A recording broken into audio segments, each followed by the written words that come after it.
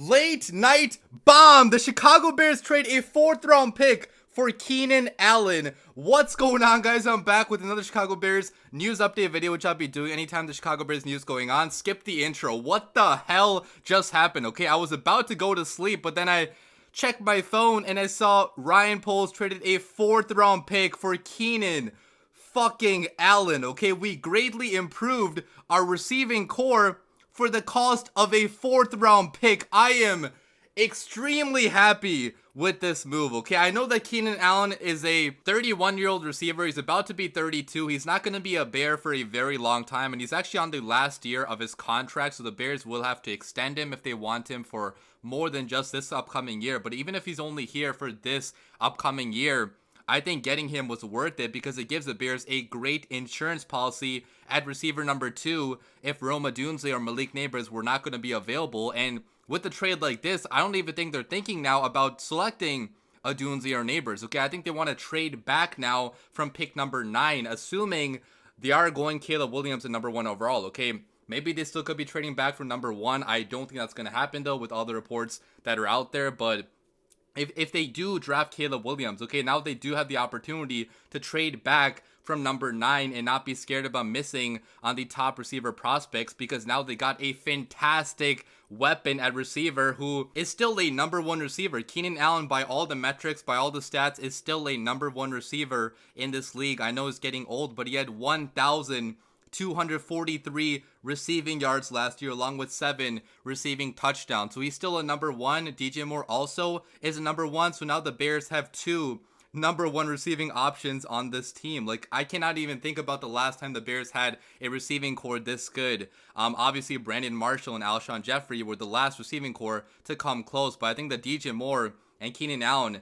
might have them beat, okay, with the production that both DJ Moore and Keenan Allen have had in this league. And I don't think this takes the Bears out of drafting a receiver completely. Like, I still think the Bears could draft a receiver in the 3rd round, in the 4th round, or maybe even in round 1 if they want to trade back and maybe go after a Adonai Mitchell or maybe a, Brian Thomas Jr. The Bears could still add a receiver if they want to, but I'm really thinking they're going to go defense now in round 1 and preferably in a trade back, acquire more picks, maybe acquire a 2nd round pick, a 3rd round pick to make up for the picks we don't have and still get a Dallas Turner, Latu, who else? Jared Verse. Like, there's a lot of good pass rushers available that are going to be available for the Bears because everybody's selecting the receivers and the quarterbacks at the top. So it's such a genius move in that aspect because Ryan Poles, for the low cost of a 4th round pick, which he had an extra 4th round pick this year because he made a trade with the Eagles last year in moving back to pick number 10 to select the player he wanted all along at pick number 9, Darnell Wright. So he basically got an extra 4th round pick, and I'm not sure if we're trading that pick for Keenan Allen, which would make it even more fantastic, basically trading away a free pick that we got in last year's draft. But, regardless, whatever the case is, like, a 4th round pick is not that much. And for a player of Keenan Allen's caliber, I think that's a good trade by Ryan Poles, even if Keenan Allen is not going to be here for a long time, because you had to make a move to surround your quarterback with more weapons. Only having DJ Moore was not good enough last year, okay? All the top teams, all the top passing attacks in this league have multiple number 1 options. Okay, you look at the 49ers, they got Brandon Ayuk, they got Deebo Samuel. You look at the Eagles, they got AJ Brown, they got Devonta Smith for Jalen Hurts. Like, the top passing attacks have multiple dudes, and right now the Bears really only had 1 dude in DJ Moore. Now they have 2 dudes, and I cannot wait to see the Bears passing attack next year. It is going to be so damn fun. And fun fact, Chris Beatty, the Bears' current receiving coach, was actually the receivers coach for Keenan Allen from 2021 to 2023. So our receivers coach already has experience working with Keenan Allen, which I think went into trading for him. I'm sure he had a lot of good things to say about Keenan Allen, who is one of the best route runners in the NFL still, and has been so since the time he entered the league a long while back. And he's a guy that can make the contested catch. He's a guy that can still separate at his big age. I know he's not as fast anymore as he used to be, but his game never really relied on elite athleticism because he was more of the smart receivers that used his knowledge of coverages, used his elite route running ability, used his finesse to get open more so than just running fast down the field, which is why his game has been so translatable to a later age, to an older age. Even when he is 31 and his body is not what he used to be, he still had a 1,000 250-yard season last year and produced big time for Justin Herbert in that offense. So I am so excited about this acquisition. It came out of nowhere, really. I did not expect this at all. I knew the Bears did have cap space, but I did not think they were going to use that cap space in a trade because the Bears did not have that many draft picks. But only for a 4th round pick, I am very fond of this move. But let's talk more about what he's going to be bringing to the Chicago Bears. So Keenan Allen was drafted out of California in 2013. I'm not even sure why I'm showing you guys his RAS score. He was drafted over 10 years ago. None of this even matters, and he did not even run the 40-yard dash apparently. But like I mentioned earlier, like his game never has relied on elite athletic traits. He has never been the fastest. He's never been the most explosive. He has never been a person that can beat you in a foot race, but he has been that receiver that can create leverage, that can, use his knowledge of defensive formations, defensive coverages to smartly get open, and his finesse in his route running also is why he gets open so often. So looking at his stats, guys, he has had a long NFL career, and obviously has had a couple injuries. In 2022 he did miss a good amount of games, but last year he did play in 13 games. Again, did miss some games, but guys, would you rather have a number 1 receiver for 12-13 games or not have that receiver at all? Like, I would still rather have him on the team for the 13-14 games he's probably going to be healthy. Hopefully he can be healthy for the entire season, but even if he's not healthy the entire season, I will take whatever he can give us at this age because he was still pretty damn good. You guys can see, going back to 2013, he's had a bunch of 1,000-yard receiving seasons. He used to play with Phillip Rivers back in the day, and then obviously the Chargers now have a different quarterback, Justin Herbert. So you can see with Justin Herbert, he has had a lot of production with him as well. Okay, when Herbert got drafted, he had 992 receiving yards, 8 receiving touchdowns. In 2021, he had 1,138 receiving yards, 6 receiving touchdowns. 2022 was kind of a down year, only 752 receiving yards, 4 receiving touchdowns. But last year, he had a Pro Bowl season and had 1,243 receiving yards on 108 receptions, and also had 7 receiving touchdowns. And keep in mind, he only started in 13 games. That is a ridiculous per game amount. He had a game against the Vikings where I believe he had over 205 yards at the age of 31. This guy is not losing any step at all. He was dominant last season, had one of the best seasons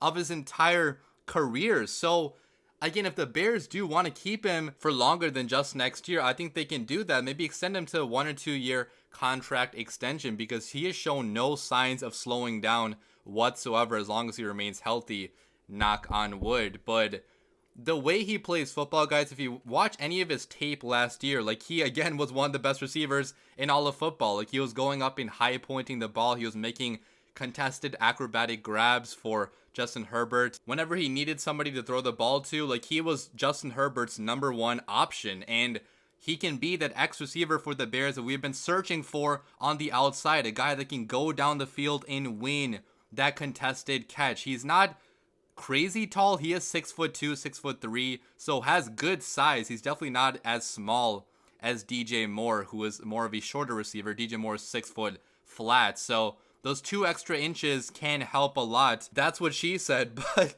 yeah, the height definitely does make a difference. The ability to win contested catches at a very high rate does make a difference. And the experience also does matter a lot. Okay, this is a guy that's gone up against every cornerback that has played football. He's gone up against so many different defenses, so many different defensive coordinator, so he can help even DJ Moore become a better version of himself, because DJ Moore still is relatively young compared to Keenan Allen. And if the Bears do draft a receiver, he can help mentor that young receiver as well with the wisdom and experience he's gained being in this league for over 10 years. I'm also very excited to see what he can provide for the Bears in the red zone. Obviously, with his height and contested catching ability, he could be a big weapon for the Bears in the red zone, where they have lacked the last couple of years, especially last year. Like, the Bears had a very low red zone scoring percentage, red zone touchdown percentage, because besides, DJ Moore and Cole Kmet, at times we did not really have that tall X receiver to go to. We tried to trade for Chase Claypool to be that guy, but he never was that guy. And Equanimous St. Brown also could not really be that guy because he was nowhere near as talented as a Keenan Allen is. So can you imagine now in the red zone, the Bears have an embarrassment of riches. They got Gerald Everett, that they also got from the Chargers, a tall receiving option at tight end, who has had touchdown production in the past. They got Cole Kmet, who also is a big bodied guy that can make that acrobatic grab. You got DJ Moore. Obviously, you added Keenan Allen now, a true contested catch merchant, especially in the red zone, that's had multiple seasons of having 7+ touchdowns. Like, the Bears have so many weapons to go to now in the red zone. It's going to be very interesting to see who gets the ball now in the red zone. Even DeAndre Swift is a guy that can catch the ball out of the backfield. So, man, Ryan Poles has really made the life of whoever the quarterback is going to be much easier with acquisitions like this. So yeah, let me know what you guys think about the trade down below in the comments. I'm sure most Bears fans are going to be extremely happy because this is the type of